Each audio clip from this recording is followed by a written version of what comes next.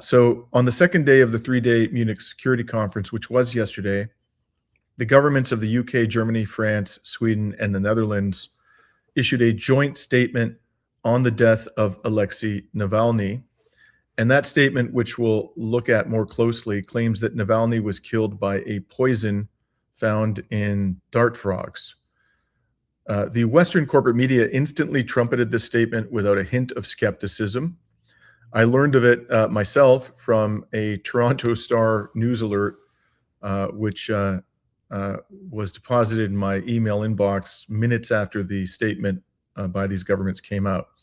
So before we take a critical look at the joint statement from 5 European governments about Navalny's death, I'd like to revisit the question of who Alexei Navalny was. Navalny was a Russian lawyer whom the West described as an anti-corruption crusader, an opposition leader, and the most formidable Russian critic of Vladimir Putin. And you can see here just a tiny example of the Western narrative about Navalny. This is from the Journal of Democracy, the headline being "The Man Who Stood Up to Vladimir Putin." In a 2011 interview, Navalny described Russia's ruling party, United Russia, as a party of crooks and thieves. He ran to be the mayor of Moscow in 2013. He garnered 27% of the vote, and the winner, Sergei Sobyanin, received 51% of the vote in that election in the first round and therefore avoided a runoff. So it wasn't really a close vote, but Navalny did, at least in Moscow, garner a significant percentage of the popular vote. Now, in 2013 and 14, Navalny was convicted of embezzlement by a Russian court. In each case, he received a suspended sentence. I'm not in a position to comment on the validity of the conviction. For me to do that, I have to have some understanding of the relevant laws of Russia and would have to have reviewed in some detail the evidentiary record and the court's reasons. And I've not been able to do any of those things. And frankly, I doubt that anybody in the Western media has done the kind of exercise that would be necessary to decide whether there was a rational basis to the conviction. So I'm not here to tell you that he did in fact commit embezzlement or he didn't. All I know is a Russian court convicted of embezzlement twice in 2013, 2014, and gave him a suspended sentence. Now, in 2018, Navalny wanted to run apparently in Russia's presidential election in that year, but the Electoral Commission ruled that Navalny was ineligible, and the reason was because of his criminal convictions. In August 2020, Navalny was hospitalized in Berlin due to an apparent poisoning. He and Western governments claimed that Navalny had been poisoned with a nerve agent called Novichok, and that Vladimir Putin had ordered him to be poisoned. By the way, a frequent guest on our show, John Helmer, who's an expert in Russian affairs, has written a book about Novichok, not specifically in relation to Navalny, but in relation to two other opponents of the Russian government who were alleged to have been poisoned by Novichok. And according to John and his book, which is quite a read, the claim that those two particular opponents of the Russian government were poisoned by Novichok is a scam. That's not his word, I guess. That's my word. I'm paraphrasing, but you should have a look at that book if you're interested in this subject. In any case, in January 2021, Navalny returned to Russia and was immediately detained on accusations of violating his parole conditions while he was in Germany. And the next month, Navalny's suspended sentence was replaced with a prison sentence of 2.5 years detention.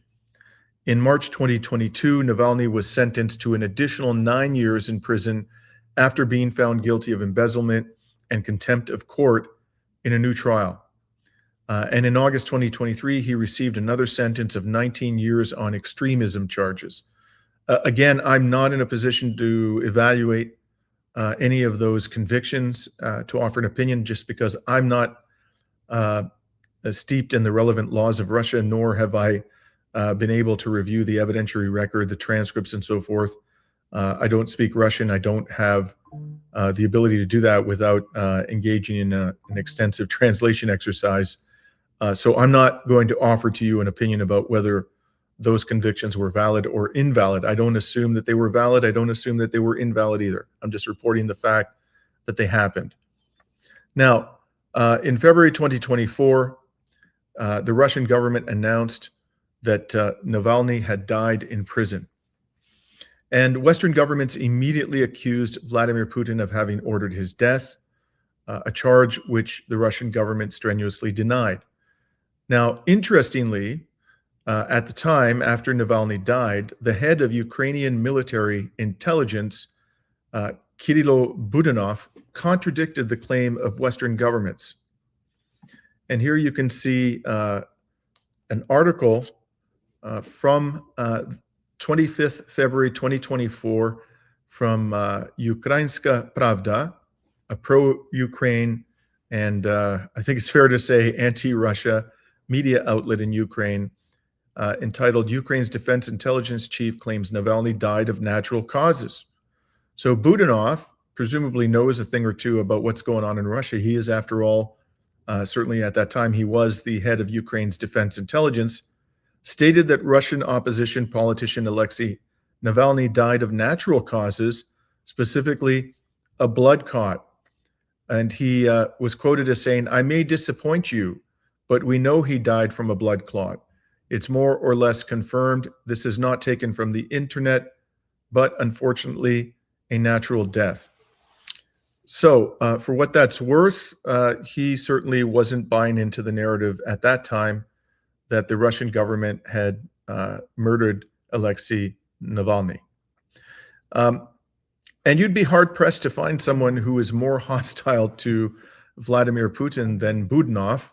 In fact, the intelligence service he runs has attempted to kill the Russian president, at least on one occasion, if not more. Western governments and media do not like to acknowledge the fact that Navalny was an extreme nationalist and a bigot. In 2021, Amnesty International stripped Navalny of the title Prisoner of Conscience due to evidence that Navalny had engaged in hate speech, including a notorious video in which Navalny compared immigrants to cockroaches. And here you can see a report from the BBC from February 2021. And as it reports, Amnesty International has stripped the Russian opposition politician Alexei Navalny of his prisoner of conscience status after it says it was bombarded with complaints highlighting xenophobic comments that he has made in the past and not renounced. So that was as late as 2021. He had not renounced these comments. In addition, Navalny's wife, Yulia Navalnaya, appears to have a very cozy relationship with Western governments.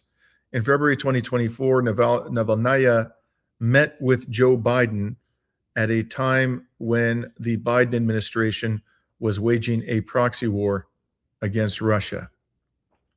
And there you can see her, Navalny's widow, embracing the psycho zombie Joe Biden at the time that he was president. Now, in February 2024, after Navalny died, Navalnya, his widow, made an unscheduled appearance at the Munich Security Conference, where she received a standing ovation and called on Vladimir Putin to be held accountable for her husband's death. Now, let's turn to the statement issued yesterday by the 5 governments that I mentioned, the governments of the United Kingdom, Germany, France, and the Netherlands and Sweden. Let me just find it here. So, one moment. Here we go. It's still uploading. Sorry for the delay, folks. You're going to see that this statement lays out the purported basis of the claim that Navalny was killed with a a dart frog poison. Unfortunately, this has taken a little longer than I had hoped to upload. In any case, I'll describe to you what it says in the hope that we can get the thing uploaded before everybody loses patience. Basically, what the thing says is that the 5 governments obtained samples taken from Navalny's corpse and determined that through laboratory tests that Navalny had been poisoned by a substance that is found in dart frogs. And unfortunately, I don't know, Rami, if there's a way that you can enlarge that image that I've got up there on the screen. It's a bit difficult, probably impossible for people to read.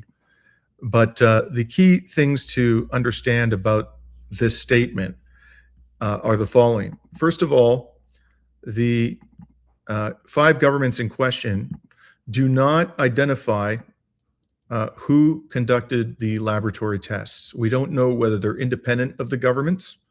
We don't know what their expertise is. We don't know their names. We don't know what company they come from, whether they're employees of any Western intelligence agency. The second thing is we don't know from this statement, there's no indication how they managed to obtain samples, as they put it, from Navalny's corpse. Navalny was in a polar detention camp up in the far north of Russia at the time that he died. His body was in the custody of Russian authorities because he was in prison. So there's no indication as to how they obtained samples from his body. And there's no proof whatsoever offered in this statement, or as far as I can see anywhere in any context, that the samples that these laboratory technicians actually examined were, in fact, from Navalny's corpse.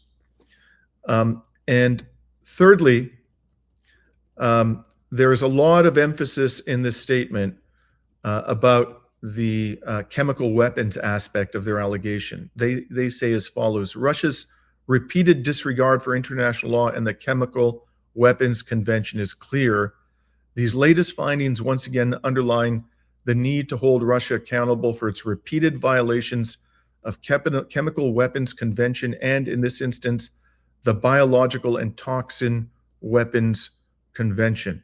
So it's quite clear that these 5 governments are trying to elevate the death of this one individual, however he may have died, into an allegation that Russia is violating chemical weapons, international treaties relating to chemical weapons, which would obviously make this a much more egregious crime were it in fact to have been committed by the Russian Federation than simply the extrajudicial killing of a single individual.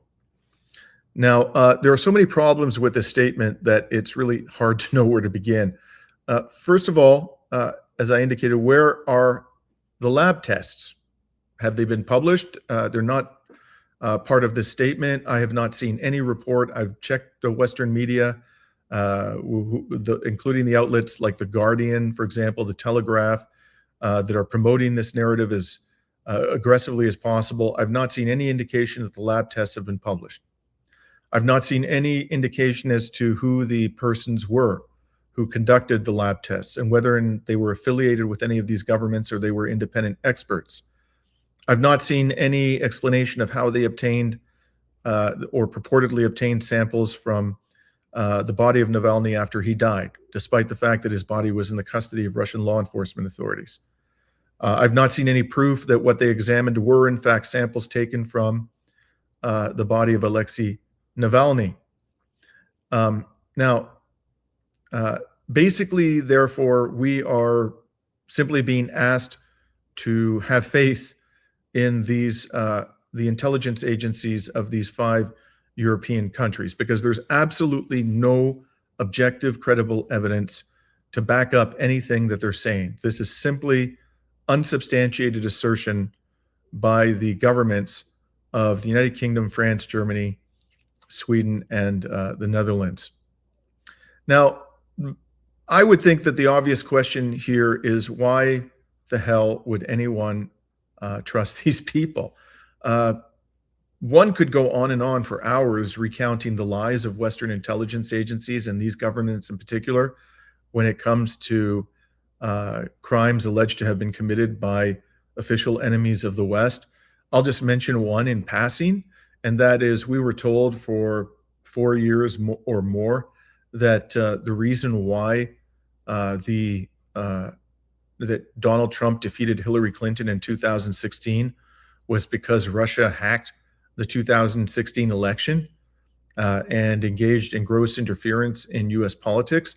And after the U.S. government spent millions of dollars and hired former FBI Director Robert Mueller to conduct an exhaustive investigation, he came up with no credible evidence at all that, in fact, the victory of Donald Trump was due to Russian hacking or Russian electoral interference.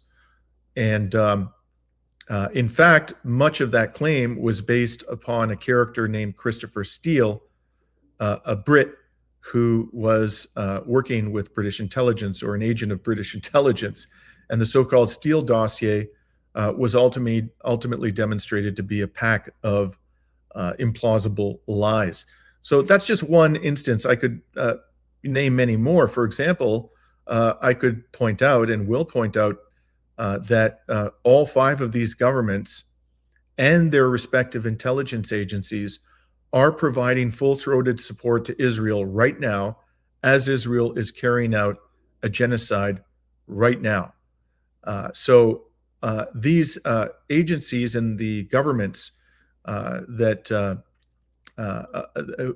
rely upon their intelligence work have demonstrated that they have an absolute contempt for international law and basic human rights, and that they're willing to lie shamelessly in order to justify their support for an ongoing genocide.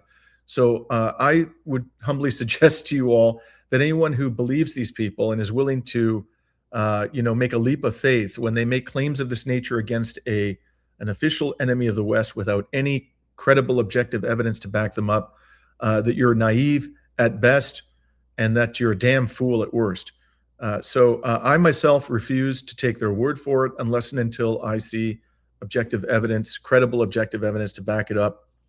I'm simply not going to attach any significant weight to these allegations, and I suggest you do likewise.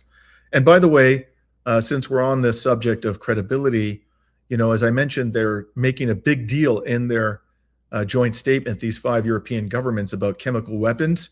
And yet none of them seems to be particularly concerned about the fact that over the past several weeks, their close ally, Israel, has been spraying a toxic herbicide across the lands of South Lebanon and also, I understand, in Syria. This herbicide is glyphosate, and this is believed by the World Health Organization to probably be carcinogenic. So I have not seen a single peep of criticism or condemnation out of any of these governments relating to the mass spraying of glyphosate on lands that are not even part of the sovereign territory of Israel during the past few weeks. And yet we're to believe that they are deeply concerned about the implications for the use of chemical weapons resulting from the death of one individual in the custody of Russian law enforcement. And, quite apart from all of that, I would suggest to you that this story makes absolutely no sense whatsoever, 0 sense. So, according to the narrative being pushed by these 5 governments, they say that there are no dart frogs in Russia, which I think is correct. And they say, in addition, that you can't, these frogs don't generate this toxic substance in captivity. So basically, what this means is that in order for Russia to have obtained the poison, they would have had to send an agent to the part of the world, I think it's Africa or South America, where you can actually find these frogs in the wild, would have had to extract the poison from them and return it to Russia. And the question that I ask is, why would Russia go through all of those hoops when it could have employed any number of poisons that were readily available to the Russian government in Russia? Why would it do something so exotic and weird as to going to, Africa or South America to obtain this substance from frogs in the wild when it could have poisoned Navalny in any number of ways, from substances that were readily available to Russia, the Russian authorities in Russia. And furthermore, why wouldn't they simply concoct some Epstein-like fantasy? Oh, guess what? Alexei Navalny hung himself using a bed sheet, and it just so happened that at the time that he hung himself, the prison guards who were on watch fell asleep, and the security camera outside his cell failed. And so, we can't actually show you the video footage, and we can't tell you why, the security guards didn't stop this from happening. But he killed himself. They could have concocted a story like that. After all, the Trump regime did it, and the Western media and other Western governments are perfectly content to accept the Trump regime's explanation of how Jeffrey Epstein died. So why wouldn't Russia just pull a similar stunt? Instead, no, we're told they went off and they went to all this trouble to obtain this exotic poison. I mean, the whole thing, frankly, is laughable. And when I myself first saw this news alert, the first thing that I thought of was this guy. Yeah, Dr. Evil. That's exactly what this sounds like. Dr. Evil would send people to the deep, dark jungles of Africa or South America to extract some deadly poison from frogs and then bring it back to wherever he happens to be to kill one of his opponents. I'm not buying it, folks, and I suggest you dismiss it as another Western intelligence fantasy. I strongly suspect, and by the way, you may be asking yourself, well, if this isn't fantasy, why would they use this? Why would they concoct this story to blame Russia for the death of Alexei Navalny? I can only speculate, but there are two reasons that immediately come to mind. First of all, if you frame the killing, assuming he was killed, Alexei Navalny, in this way, it makes the Russians look particularly devious. They're always coming up with clever, devious ways to kill their political opponents, and therefore they're a sinister threat to all that we hold dear. And another thing is, frankly, it just is sexier. It's the kind of thing that people are more likely to remember. It's the kind of thing the press is more likely to report. And so they come up with some kind of explanation or allegation that is fantastical and that is more likely to capture the public's attention. At the end of the day, again, I'm speculating as to why they would use this particular, fabrication in order to pin the finger, to point the finger at Russia. But at the end of the day, it really just doesn't make any damn sense. Now, I want to be very clear that I am not telling you that I know how Alexei Navalny died. I don't know. I think it's possible that the Russian government is telling the truth. I think it's possible that the Russian government is not telling the truth. I don't believe that this story is true. I think it's ridiculous, but it is, I admit, possible that someone in the Russian government, it may have been the president, it may have been somebody with less authority than the president, decided to eliminate Alexei Navalny for any number of reasons. For example, for the reason that he was clearly aligned with Western governments at a time that Western governments were waging a proxy war against Russia, or might have been a personal grudge, who knows. I'm not telling you that I know how he died. And I'm not certainly suggesting that I approve in any case of extrajudicial execution. I don't. I condemn it in all cases. And if that happened here, I would condemn it just as much as I would do in any other case.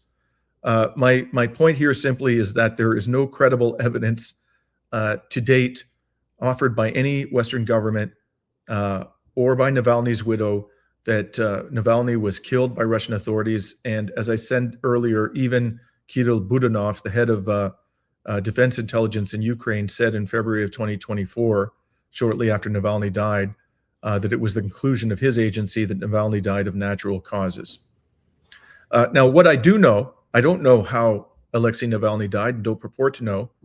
I do know that Israel, with the full backing of all 5 of these governments, the UK, France, Germany, Sweden, and the Netherlands, have murdered tens of thousands of Palestinian children during the last 2+ years and is continuing to commit genocide against the Palestinian people. That I do know. The evidence of that is monumental, unambiguous, and yet we are supposed to get worked up as a result of this unsubstantiated, fantastical claim from 5 Western governments against Russia about the killing of one man who was a nationalist bigot, and ignore the fact that these same 5 governments are enabling and defending an ongoing genocide. I refuse to do that, and I have no hesitation in saying that these 5 governments should be flushed down the toilet of history. Every single one of them, Starmer, Merz, Macron, and the rest of them. And I don't attach one damn a gram of importance to anything they have to say about the official enemies of the West, unless and until I see it substantiated by credible, compelling, independent evidence. That's my rant for today, Rami. Absolutely. And I think what's the most... I'm sorry, Rami. I just wanted to point out one other thing I forgot to mention. Shortly after Navalny died, the Levada Center in Russia, which is quite hostile to the government of Vladimir Putin, it's a polling agency, did a poll on how Russians felt about the death of Alexei Navalny. And you'll see here that they found that 3% of respondents expressed anger at the death of Alexei Navalny, 3% expressed shock, 17% expressed sympathy, and 69% professed to have had no emotional response in particular to the news that Alexei Navalny had died. What percentage of Western governments were angered and shocked by the death of Alexei Navalny? 100%. What percentage of Western corporate media outlets were outraged and shocked by the death of Alexei Navalny? 100%. But the Russian people themselves, according to this polling agency that is very critical of Vladimir Putin, were largely indifferent to the death of this man. So again, this is very important to say. Perceptions within these countries about these developments, invariably, there's just a dramatic disparity between those perceptions and what we're hearing from the Western media and from Western governments. And anybody, in my opinion, who aligns himself, comes from a non-Western country, and is not only critical of the government of that country, but aligns him or herself with the West, with Washington and with London and Paris and Berlin, these people have absolutely no credibility in my eyes. And I'll give you 2 current examples of this. Maria Corina Machado, who was given the Nobel Peace Prize, the Venezuelan opposition leader. She is clearly aligned not only with Washington and London, but also with Israel. So whatever legitimacy there may be to the criticisms of the Venezuelan government, the fact that she has aligned herself with those particular regimes, for me, destroys whatever credibility she may have had. And the other example I'll give you is the son of the Iranian Shah, Pahlavi, who is currently being held out by Western governments and by a number of Iranians living in the diaspora as the savior of Iran.